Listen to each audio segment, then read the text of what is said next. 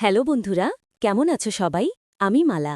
আজ আমি তোমাদের সাথে আমার জীবনের এমন একটা ঘটনা শেয়ার করব যেটা আজ পর্যন্ত কাউকে বলিনি। এই গল্পটা আমার জীবনের এক তিক্ত সত্য, একটা নিষিদ্ধ সম্পর্কের সূচনা। আমি জানি হয়তো অনেকেই আমাকে ভুল বুঝবে, কিন্তু এই গল্প বলার মাধ্যমে আমার মনের ভারটা কিছুটা হালকা হবে। তোমরা যারা আমাদের চ্যানেলে নতুন এসেছ তাদের কাছে আমার অনুরোধ, আমাদের এই চ্যানেলের গল্পগুলো যদি তোমাদের ভালো লাগে তবে অবশ্যই চ্যানেলটি সাবস্ক্রাইব করে দিও। তোমাদের সাপোর্ট ছাড়া আমরা এক পাও এগোতে পারব না। আর হ্যাঁ, গল্পটা যদি তোমাদের ভালো লাগে তবে লাইক আর কমেন্ট করতে ভুলো না। তাহলে চলো শুরু করা যাক আমার সেই গল্পটা। আমার নাম রাহুল। আমরা এক সাধারণ মধ্যবিত্ত পরিবার। বাবা, মা, দাদা অমিত আর তার স্ত্রী অর্থাৎ আমার ভাবি সঞ্জিদা, এই নিয়েই আমাদের ছোট্ট সংসার। আমি সবেমাত্র অনার্স শেষ করে চাকরির পরীক্ষার জন্য প্রস্তুতি নিচ্ছি। দাদা একটা বেসরকারি কোম্পানিতে বেশ বড় পদে চাকরি করে। প্রায় ৩ বছর হল দাদার বিয়ে হয়েছে। সঞ্জিদা ভাবি দেখতে খুব সুন্দরী, শান্ত আর লক্ষ্মী মেয়ে। বিয়ের পর প্রথম কয়েক মাস আমাদের বাড়িতে সত্যি শান্তির একটা পরিবেশ ছিল। কিন্তু দাদা স্বভাবতই একটু রাগী আর অল্পতেই মেজাজ হারিয়ে ফেলে, আর ভাবি খুব নরম মনের মানুষ। এই কারণে তাদের মধ্যে মাঝে মধ্যে ছোটখাটো ঝামেলা লেগেই থাকত। বাড়িতে থাকায় ভাবির সাথে আমারই টুকটাক কথা হতো বেশি। রান্নাঘরের কাজ হোক বা বাজার থেকে কিছু আনা, বেশিরভাগ সময় আমি তার পাশে থাকতাম। আমি লক্ষ্য করতাম ভাবি হয়তো দাদার কাছে পর্যাপ্ত মনোযোগ বা ভালোবাসা পাচ্ছিল না। সারাদিন অফিস করে এসে দাদা হয় মোবাইল দেখত, নয়তো বন্ধুদের সাথে কথা বলত। ভাবির সাথে তার কথা হতো প্রয়োজনে বা ঝগড়ার সময়।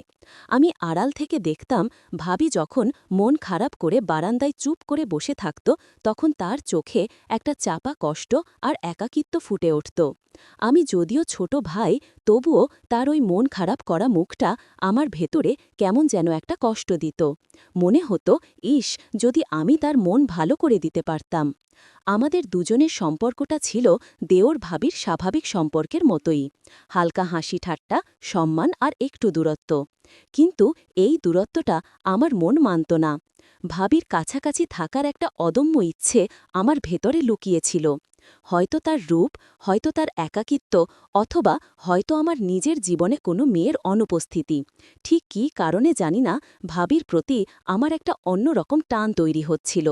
আমি নিজেকে বোঝাতাম সে আমার দাদার স্ত্রী, আমার ভাবি, এর বেশি কিছু ভাবা পাপ। কিন্তু মনের গভীরে জমে থাকা সেই অবাধ্য ইচ্ছেকে শাসন করা খুব কঠিন ছিল। আমি প্রায়ই তার দিকে তাকিয়ে থাকতাম। ভাবি যখন শাড়ির আঁচল কোমরে গুজে কাজ করত, তখন তার ফিগারের দিকে চোখ চলে যেত। আমি চোখ সরিয়ে নিতাম দ্রুত, কিন্তু মনের ভেতরে একটা গোপন উত্তেজনা টের পেতাম। ভাবির এই নীরব বিষণ্ণতা আর আমার এই গোপন টান, এই দুয়ে মিলেই আমাদের সম্পর্কের ভিতরের জমিনটা তৈরি হচ্ছিল, যার ওপরে একদিন নিষিদ্ধ ভালোবাসার বীজ রোপণ হবে। সেদিন ছিল বৃহস্পতিবার। বাবা মা গ্রামের বাড়িতে এক আত্মীয়ের অসুস্থতার খবর শুনে আগের দিনই চলে গিয়েছিলেন। বাড়িতে ছিলাম শুধু আমি, দাদা আর ভাবি। রাত তখন প্রায় 11টা। আমি আমার ঘরে বসে একটা পরীক্ষার জন্য প্রস্তুতি নিচ্ছিলাম। হঠাৎ করেই পাশের ঘর থেকে তীব্র চিৎকারের শব্দ ভেসে এলো। দাদা আর ভাবির মধ্যে ভয়ঙ্কর ঝগড়া চলছে। তুমি কি বোঝো সংসারের দায়িত্ব? সারাদিন বাড়িতে বসে থাকো আর আমার দিকে একটু নজর দিতে পারো না? সামান্য একটা কাজ বলেছিলাম, সেটাও তুমি ভুলে গেলে? দাদার এই তীব্র রাগী গলার শব্দে আমার বুক কেঁপে উঠল। ভাবির গলা ছিল ভেজা আর করুণ। আমি ভুলে যাইনি, সারাদিনের কাজ শেষ করে একটু বিশ্রাম নিচ্ছিলাম। তুমি তো কখনো খোঁজও নাও আমার কি হয়েছে, তোমার শুধু অফিস আর কাজ। ঝগড়া চলতেই থাকল। তাদের কথোপকথন শুনে মনে হলো ভাবি হয়তো কোনো কারণে দাদার বলা জরুরি একটা কাজ ভুল করে ফেলেছিল, আর দাদা সেটা নিয়েই ভাবিকে তীব্র অপমান করছিল। দাদার রাগের মাত্রা এতটাই বেড়ে গিয়েছে যে আমি শুনতে পেলাম সে ভাবিকে এমন কিছু কথা বলেছে যা একজন স্ত্রীর প্রতি বলা উচিত নয়।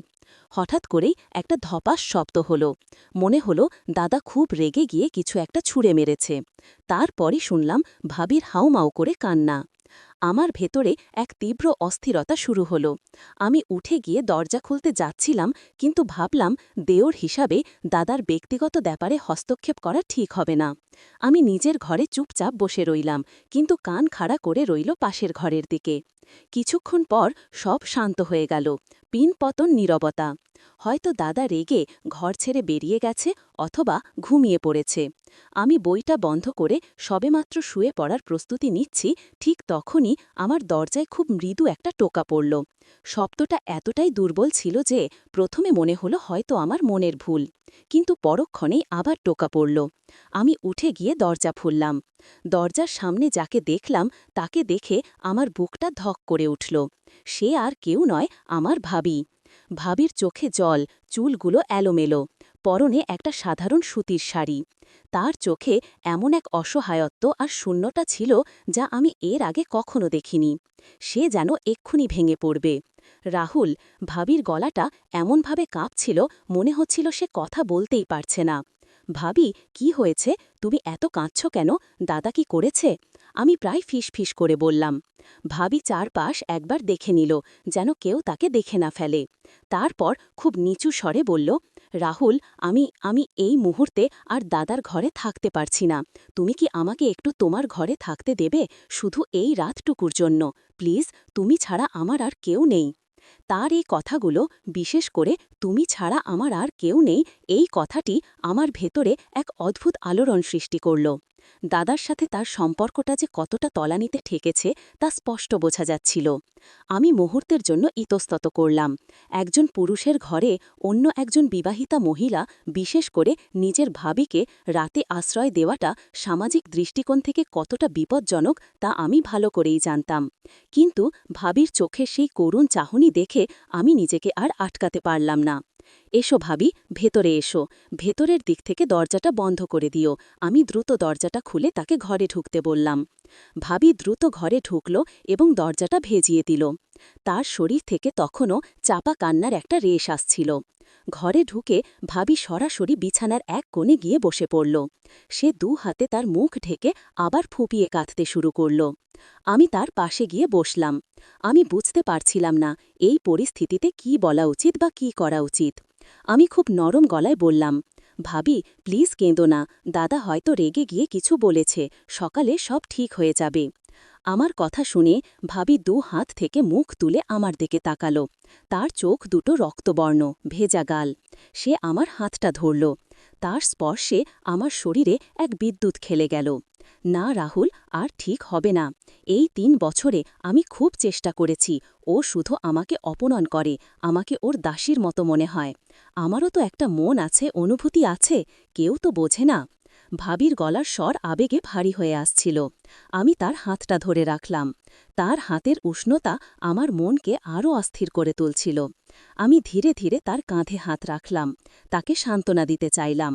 তুমি শান্ত হও ভাবি, এই বাড়ির সবাই তোমাকে ভালোবাসে, আর আমি সব সময় তোমার পাশে আছি। আমি আবেগের বশে এমন কিছু কথা বললাম যা হয়তো বলার কথা ছিল না। আমার কাঁধের স্পর্শ পেয়ে ভাবি হঠাৎ আমার দিকে সরে এলো। সে আমার বুকে মাথা রেখে আরও জোরে কাঁদতে শুরু করল। আমার টি-শার্ট তার চোখের জরে ভিজে যাচ্ছিল। এই প্রথম কোনো নারীর এত কাছাকাছি এলাম আমি। তার ভেজা চুল, তার শরীরের নরম উষ্ণতা, তার ভেতরের কষ্টের শব্দ, সব কিছু মিলে আমার ভেতরে এক মিশ্র অনুভূতির সৃষ্টি করছিল। একটা সহানুভূতি, আর অন্যটা হল গোপন আকাঙ্ক্ষা। আমি অনুভব করলাম ভাবির শ্বাস-প্রশ্বাসের শব্দ বেড়ে যাচ্ছে। তার শরীর যেন আমার শরীরের সাথে মিশে যেতে চাইছে। আমার ভেতরের গোপন আকাঙ্ক্ষাটা এই সুযোগে মাথাচাড়া দিয়ে উঠল। আমি ভাবলাম সে হয়তো শুধু মানসিক আশ্রয় খুঁজছে, কিন্তু তার শরীরের যে উষ্ণতা আমার শরীরে আছড়ে পড়ছিল, তাতে আমার সমস্ত মনকে কেমন যেন এক উত্তেজনায় ভরিয়ে তুলছিল। আমি নিজের ওপর নিয়ন্ত্রণ হারাতে শুরু করলাম। এই মুহূর্তে আমার বিবেক আর আমার শরীর দুজন দুদিকে টানছিল। আমার হাত তখনও তার কাঁধে। এবার আমি আলতো করে তার পিঠে হাত বুলাতে শুরু করলাম। শুরুতে সেটা ছিল কেবল সান্ত্বনার স্পর্শ, কিন্তু ধীরে ধীরে সেই স্পর্শে এক অজানা গভীরতা এলো। ভাবি তখনও আমার বুকে মুখ গুজে কাঁদছিল। তার শরীর তখন একটু থেমে আছে, নিঃশ্বাসের শব্দগুলো যেন কানে বাজছে। আমি লক্ষ্য করলাম আমার হাতটা কখন যেন তার পিঠ থেকে সরে এসে তার কোমরের কাছে পৌঁছে গেছে। আমি আর পারলাম না। আমি এক প্রকার নিজের আয়ত্ত হারিয়ে খুব আলতো করে তার কোমর চেপে ধরলাম, যেন তাকে আরও একটু আমার শরীরের সাথে মিশিয়ে দিতে চাইলাম। ভাবি এবার মাথা তুলল। তার চোখ তখনও জলে ভেজা। সেই মুহূর্তে আমাদের দুজনের চোখাচোখি হল। সেই দৃষ্টিতে কোনো কথা ছিল না, ছিল শুধু এক নীরব জিজ্ঞাসা, এক চাতা উত্তেজনা। আমি সেই নীরব চাহনির ভাষাটা যেন বুঝতে পারলাম। সে হয়তো আমার স্পর্শে বাধা দেয়নি, হয়তো সেও এই নিষিদ্ধ ঘনিষ্ঠতা খুঁজছিল, নাকি শুধু ভুল ইশারা দিচ্ছিল। আমি জানতাম না, কিন্তু এই মুহূর্তে তার এই নীরবতা আমার কাছে যেন এক প্রকার অনুমতি বলে মনে হল। আমার হাতটা তার ভেজা গাল স্পর্শ করল। আমি খুব নরমভাবে তার গাল থেকে চোখের জল মুছে দিলাম। তারপর আমি আর কোনো দ্বিধা না করে তার কপালে খুব আলতো করে একটা চুমু খেলাম। এই চুমু কেবল কপালে নয়, যেন আমাদের সম্পর্কের সামাজিক বাঁধনটার ওপর একটা নিষেধের প্রলেপ এঁকে দিল। ভাবি চোখ